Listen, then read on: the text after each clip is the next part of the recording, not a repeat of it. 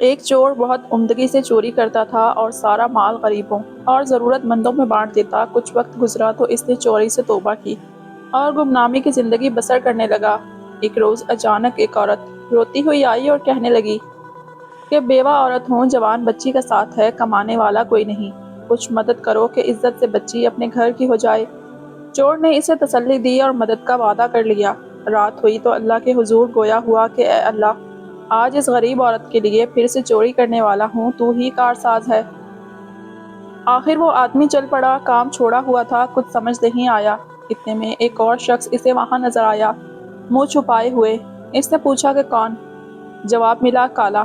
تم کون؟ میں بھی کالا۔ چلو پھر اکٹھے چلتے ہیں، کیا ہے، کوئی گھر نظر میں ہے؟ چور نے پوچھا۔ ہاں، آؤ چلو۔ یوں اس اجنبی کی رہنمائی میں ایک گھر میں داخل ہوا۔ جب سارا سامان لوٹ لیا تو اچانک چور نے کہا کہ سامان واپس رکھ دو۔ لیکن کیوں؟ اجنبی نے استفسار کیا۔ چور نے کہا، بس رکھ دو اور جلدی چلو۔ باہر آ کر پھر چور نے پوچھا کہ کوئی اور گھر ہے نظر میں؟ آج ضرورت ہے بہت۔ تب اجنبی نے وزیر کے گھر کا پتہ سمجھایا اور چلتے چلتے وہاں جا پہنچے۔ سب مال سمیٹا۔ اجنبی کہنے لگا کہ وزیر کی بیٹی کی شادی ہے تو مال و زر خوب ہے۔ چور نے سامان وہیں پہ چھوڑا اور اجنبی کو لے کر باہر آ گیا اور اصرار کیا کہ کوئی اور گھر بتاؤ۔ آخر اس اجنبی نے کہا کہ اب تو ایک آخری بادشاہ کا محل ہی بچا ہے، اگر کہو تو وہیں پہ چلتے ہیں۔ چور نے حامی بھر لی۔ اب وہ دونوں بادشاہ کے محل میں پہنچے، تمام رکاوٹیں عبور کرتے ہوئے سامان اٹھایا۔ اتنے میں پہرے پہ موجود کتیا کی آنکھ کھل گئی۔ وہ بھاگی اور چور پہ جھپٹی۔ اتنے میں کتا آیا اور کتیا کو کھینچ کر پیچھے کیا۔ چور نے ایک سرد آہ بھری اور اجنبی سے کہا کہ یہ سامان بھی رکھ دو۔ اجنبی نے پوچھا، آخر کیوں؟ اب ایسا کیوں کہہ رہے ہو؟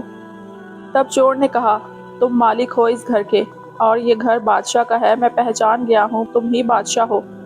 لیکن کیسے؟ بادشاہ نے حیران ہوتے ہوئے پوچھا۔ کتیا مجھ پہ بھونک رہی تھی جبکہ کتا اسے ہم سے دور لے گیا، یہ کہتے ہوئے کہ جب مالک خود چور کے ساتھ ہے تو تمہیں کیا تکلیف ہے؟ کتے کے رد عمل کی وجہ سے مجھے خبر ہوئی کہ آپ ہی گھر کے مالک ہو۔ بادشاہ نے اس چور کو اپنے پاس بٹھایا اور کہا کہ اب باقی معاملات بھی بتا دو کہ پہلے گھر سے سامان کیوں واپس کیا۔ بات دراصل یہ ہے کہ سامان کھنگالتے ہوئے میرا ہاتھ وہاں پہ موجود نمک کی بوری پہ پڑ گیا اور وہ ہاتھ چکھنے کی غرض سے میں نے چاٹ لیا۔ اس طرح اس گھر کا نمک خوار ہو گیا۔ عالیجا، میں چور ہوں لیکن نمک حرام نہیں ہوں، اس لیے اس گھر کا سامان لوٹا دیا۔ اگلا گھر وزیر کا تھا لیکن اس کی بیٹی کی شادی تھی۔ بیٹیاں تو سب کی سانجھی ہوتی ہیں، غریب کی ہوں یا وزیر کی۔ تو میرا دل نہیں مانا کہ ایک بیٹی کا حق دوسری کو دے دوں۔ میں چور ہوں مگر غیرت مند ہوں۔ باقی صورتحال آپ کے سامنے ہے۔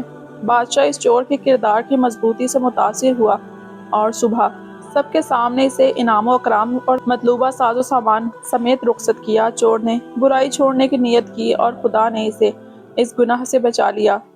جو خدا کی راہ میں ایک قدم بڑھتا ہے تو خدا اس بندے کی طرف 10 قدم بڑھتا ہے۔